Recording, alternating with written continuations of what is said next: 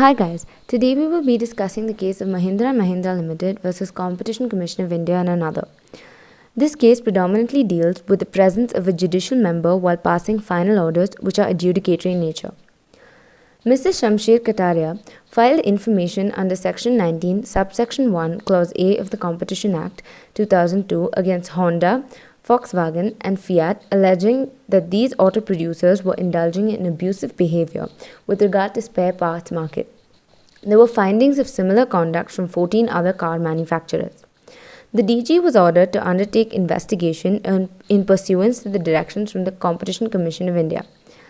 By the final order, the Competition Commission of India held that all car manufacturers, including the petitioners, have contravened the provisions of Section 3, Subsection 4 and Section 4 of the Act.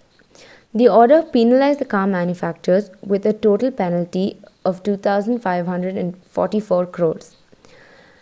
Aggrieved by this, the opposite party approached the National Company Law Appellate Tribunal. It upheld the contraventions of the Act by the original equipment manufacturers as found by the Competition Commission of India, but reframed the mechanism for the assessment of penalty by shifting from average annual turnover to average relevant turnover.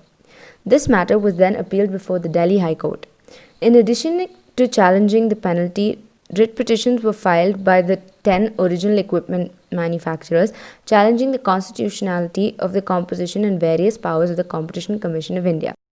Now let's look at the issues that were raised. The verdict discusses three major issues. First, regarding the adjudicatory function of the Competition Commission of India.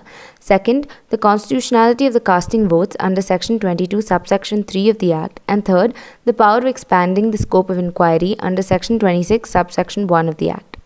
Now let's move to the contentions of the parties. First, the basic argument of the petitioner was that the orders of the Competition Commission of India were adjudicatory in nature and that the presence of a member of the judiciary was imperative as per the statute.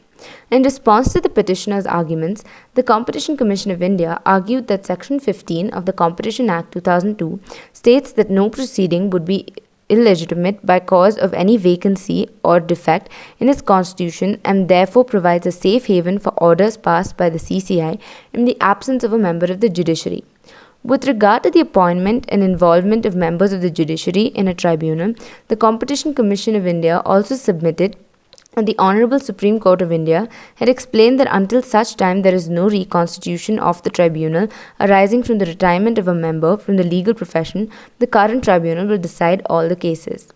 Second, the petitioners argued that since orders under Section 27 affected the rights of the parties, being a quasi-judicial order, the same cannot possibly be passed without a legal expert on the bench.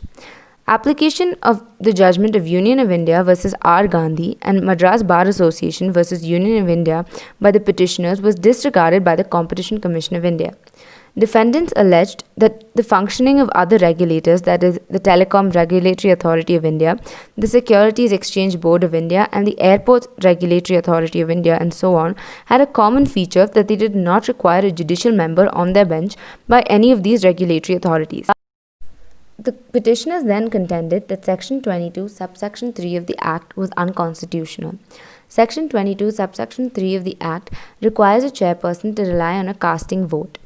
It was argued that the Union of India and the Competition Commission of India have failed to point out any other statute where a provision for a casting vote or where a subset of those hearing and deliberating are allowed to pass the order.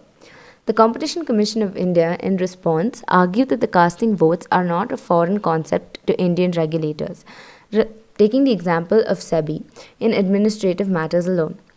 The petitioners contended that the hearing process of the Competition Commission of India reflects the idea of the revolving door, whereby members of the body engage in any proceeding at any given time without any theory or in a defined manner, effectively undermining the surety of a fair hearing. Revolving door is a death knell for civility and collaborative decision-making, which is central to all judicial decision-making, as a collegium has a personality that exceeds its members. The Competition Commission of India argued that despite being present at the hearings following Mr. Ratneshwar Prasad's retirement, Mr. S.L. Bankar had not taken part in the decision. Accordingly, Section 22 cannot be considered unconstitutional solely because of the revolving door policy.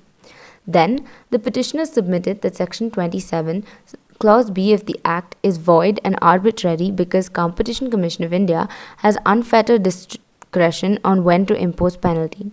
The separate opinion of N.V. Ramana in Excel Crop Care India versus Competition Commission of India highlighted the need for guidelines while imposing penalties. The court distinguishes these judgments, demonstrating that they arose in the factual context of the authority not adhering to the specific regulations.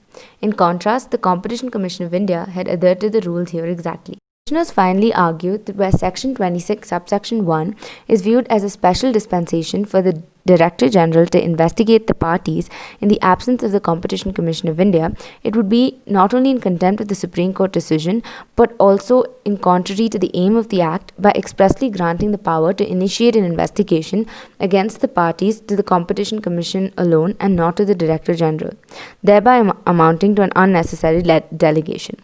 The respondents asserted that if the investigation process was to be limited in the manner suggested by the appellants, the very object of the Act will be undermined, which is to prohibit activities having substantial adverse effects on the market.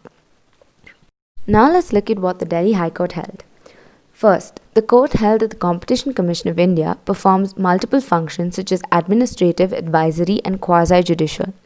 It does not perform only or purely adjudicatory functions and therefore cannot be called a tribunal. The adjudicatory functions come only at the end of the whole process of addressing information on which inquiry is pursued and proceedings conducted, and the rest of it is only administrative.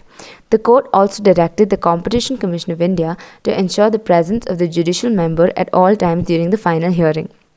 Second, while declaring Section 22, subsection 3 unconstitutional and void, the court upheld the revolving door practice if, after the case is put up for the final or substantial hearing, the members presiding over the proceedings are not changed when the final order is written. Only the proviso to Section 22, subsection 3 remains valid.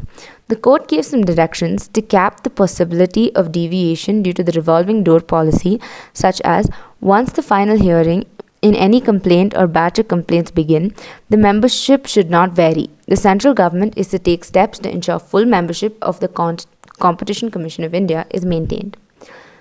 And finally, drawing from the judgment of Excel Crop Care India versus Competition Commission of India, the court held that the Director General may expand the scope of his investigation to allied issues. Since the information based on which the inquiry is initiated is often brief, the investigation has to have room for expansion beyond the scope of the information.